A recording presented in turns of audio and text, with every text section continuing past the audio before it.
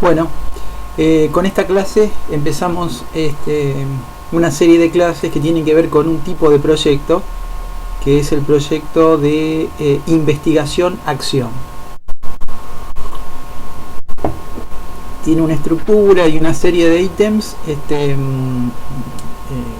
con algunas diferencias en relación al modelo de proyecto, a la serie de ítems de proyectos trabajados hasta ahora. Los autores que vamos a tomar en cuenta, que vienen muchos del campo de ciencias de la educación, aunque de todas formas los proyectos de investigación-acción son para cualquier área, ¿no? Cualquier área, cualquier área laboral, cualquier área institucional, cualquier área intelectual. Wilfred Carr, Stephen Kemmis, Teoría Crítica de la Enseñanza; Jesús Ibáñez, El regreso del sujeto; Greenwood y Lewis, La reforma de las ciencias sociales y de las universidades a través de la investigación-acción. Bueno,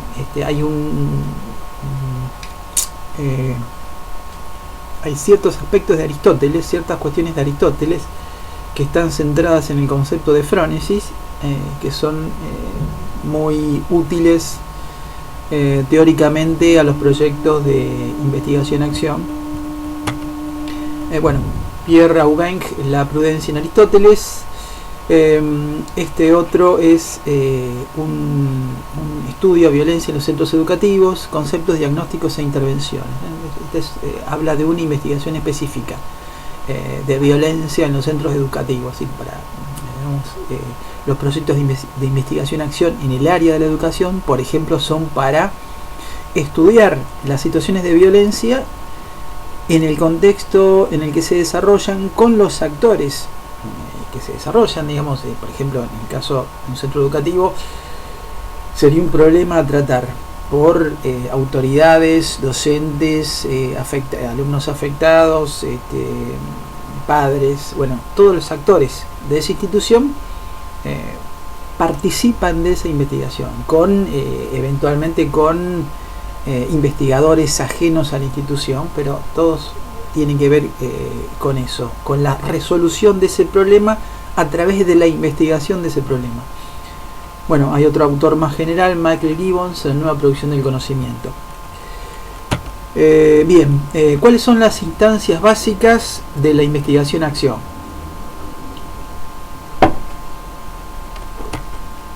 Uno, planificación, ¿no? Siempre la investigación-acción parte de la solución de problemas muy concretos, de problemas muy con cierto grado de urgencia, problemas concretos con cierto grado de urgencia, que se solucionan a partir de la acción, pero con un proceso paralelo de investigación. Una vez que se detecta un problema específico dentro del área donde uno trabaja, para el caso de educativo, al que están enfocados algunos de los autores tomados, no sé, dificultades en el dictado de clases, violencia en los centros educativos, como la investigación que acabamos de mencionar, bajo rendimiento escolar, cualquier elemento que afecte el proceso de enseñanza-aprendizaje, o también una vez que se detecte un problema específico en otra área, ¿no? Un área institucional que tenga que ver con una dependencia estatal, en un área que tenga que ver con, no sé, con la salud, por ejemplo, en un área que tenga que ver con la producción industrial, a donde fuere, ¿no? En cualquier área.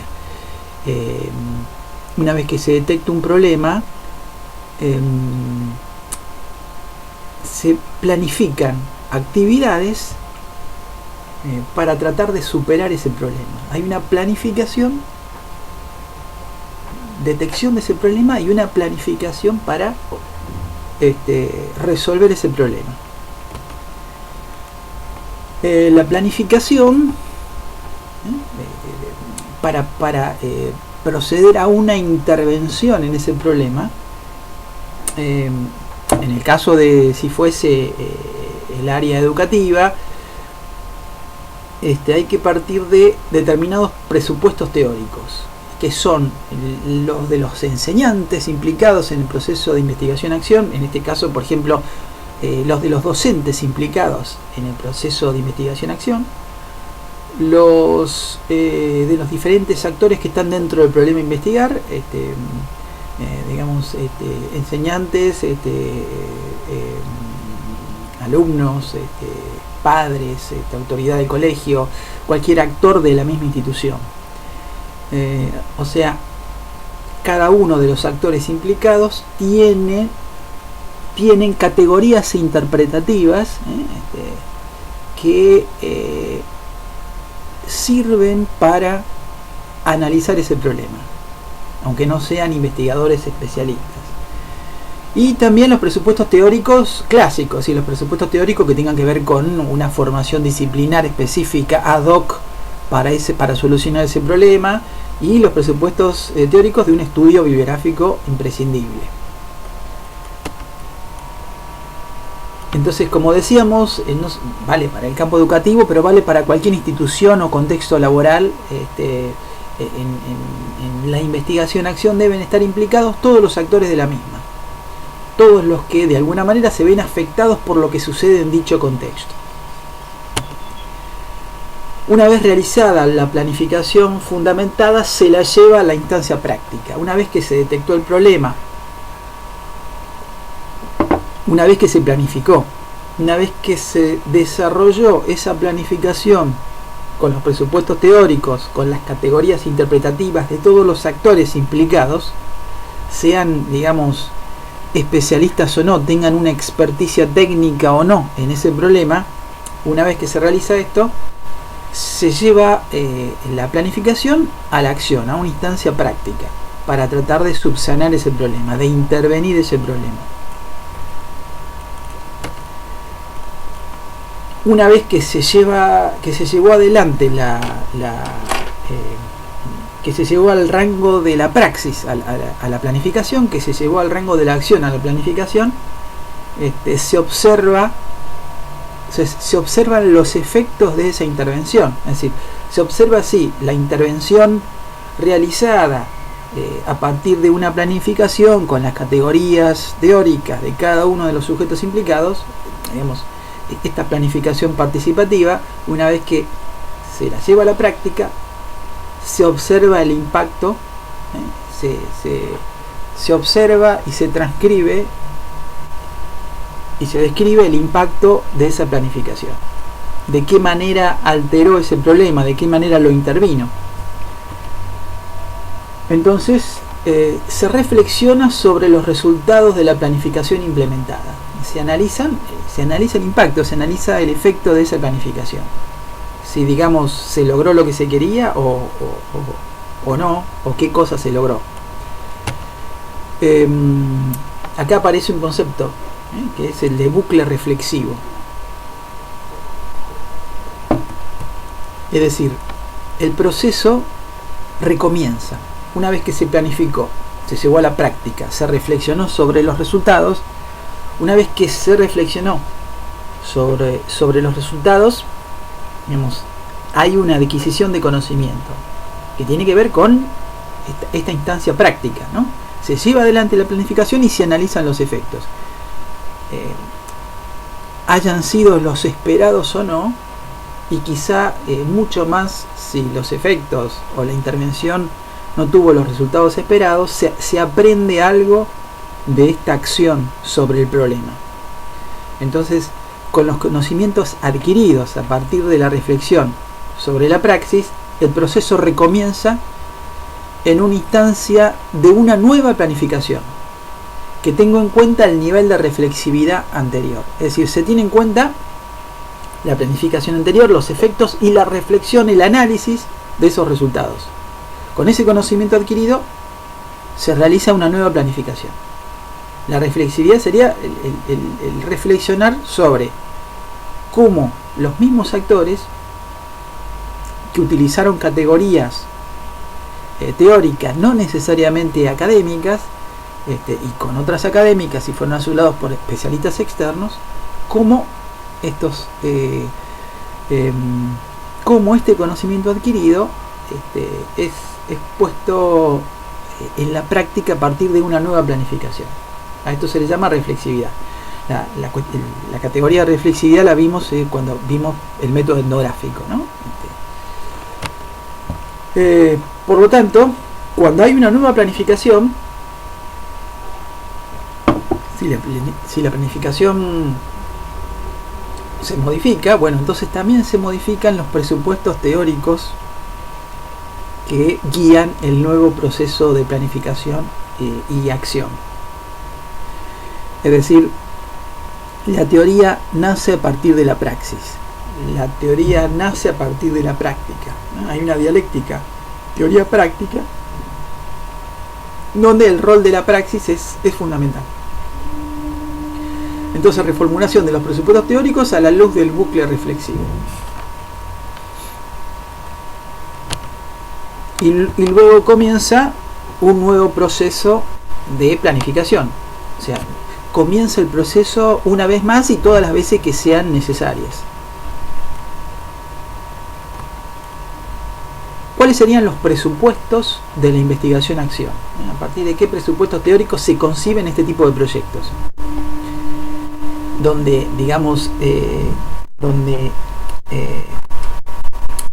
la praxis laboral en cualquier ámbito corre paralela a la investigación. Entre praxis laboral e investigación hay una unión, una dialéctica muy firme, muy profunda. ¿Cuáles serían los presupuestos de la investigación-acción? Falta de separación enseñante-investigador, ¿no? Para el caso de las ciencias de la educación. O falta de separación actor institucional, sea del área de la educación, sea del área de la salud, sea del área de la economía, del área de la producción, del área que fuere, ¿no? Falta de separación actor institucional investigador. Los objetos de estudio de la investigación-acción son las propias prácticas educativas de los enseñantes.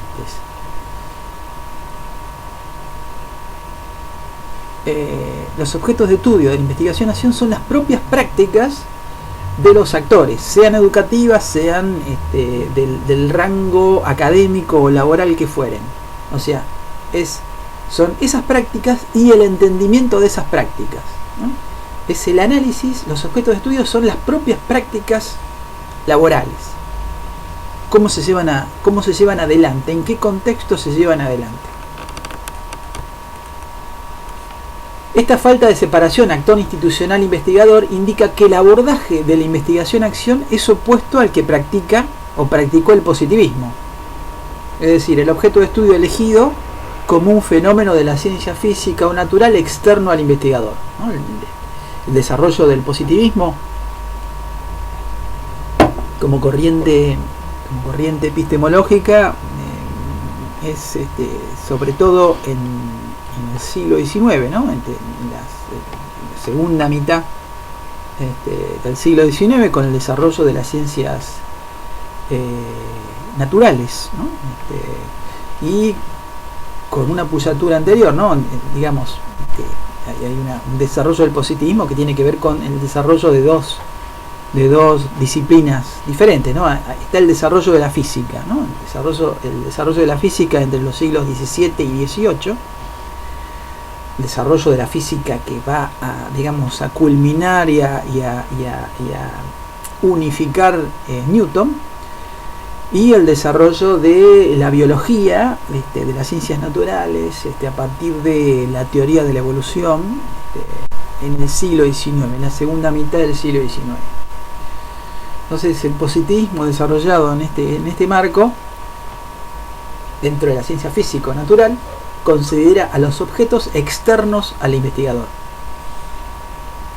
Entonces acá la investigación-acción es precisamente lo opuesto, no puede considerar un objeto externo. Si los que investigan, si un problema tan acuciante como la violencia escolar, por ejemplo, es tratada digamos, por los mismos actores, no hay separación entre objeto a investigar e investigador, porque los investigadores son los mismos que tienen el problema. Entonces la investigación social clásica, esta es una cita de Jesús Ibáñez, El regreso del sujeto, la investigación social clásica ha estado regulada por el presupuesto de objetividad, que postula un objeto separado del sujeto. O sea, un objeto de investigación separado del sujeto que investiga. Sujeto y objeto son entidades preexistentes que entran en relación. Están preconstituidas y entran en relación. Ese sería el presupuesto clásico, positivista. Lo que investiga el sujeto es el objeto. La investigación social no clásica está regulada por el presupuesto de reflexividad, que postula un objeto definible solo en su relación con el sujeto. Sujeto y objeto son funciones de la relación sujeto-objeto. Dicho de manera más simple, el sujeto es el que crea el objeto, ¿no? Digamos, para seguir con la cuestión de la violencia escolar, que hay muchas investigaciones de ese tipo, es decir, digamos, el objeto de estudio ahí sería la violencia, y surge de una delimitación del objeto, de una decisión de investigar de los propios implicados. Entonces, el sujeto es el que recorta y el que crea eventualmente el objeto de investigación.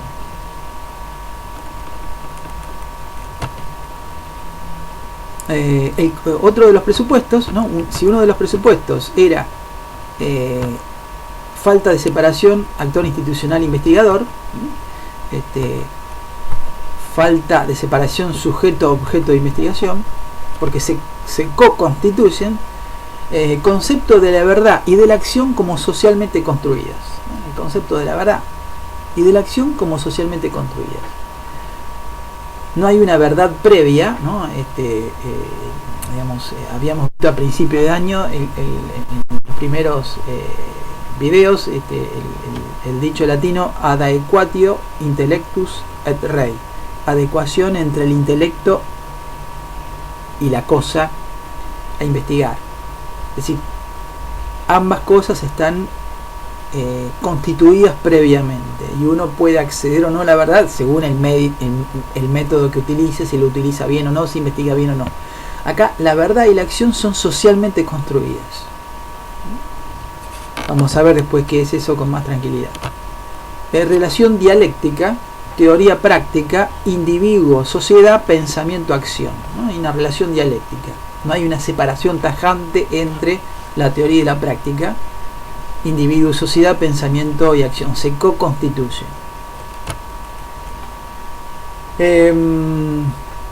Transformación de la práctica en praxis a partir de la reflexión sistemática. Es decir,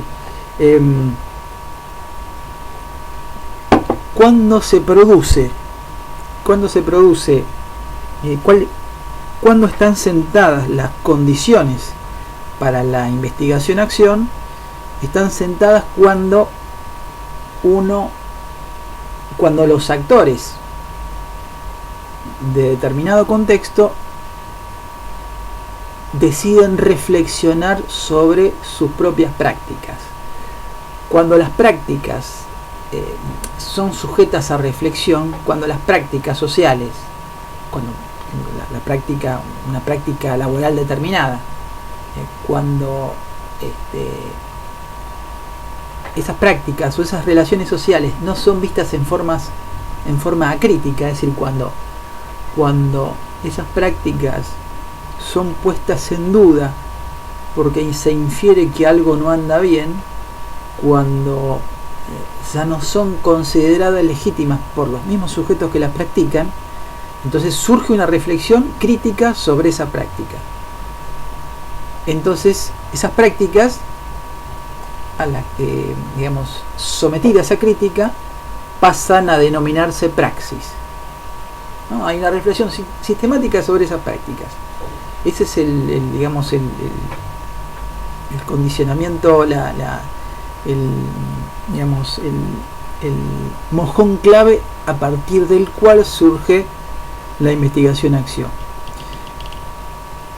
Esta cuestión de la transformación de la práctica en praxis es un presupuesto teórico, ¿no?, de Jürgen Habermas, desarrollado por Wilfred Carr y Stephen Guenis en Teoría Crítica de la Enseñanza. Acá, digamos, la distinción práctica y praxis tiene que ver con una distinción de Jürgen Habermas entre habla y discurso.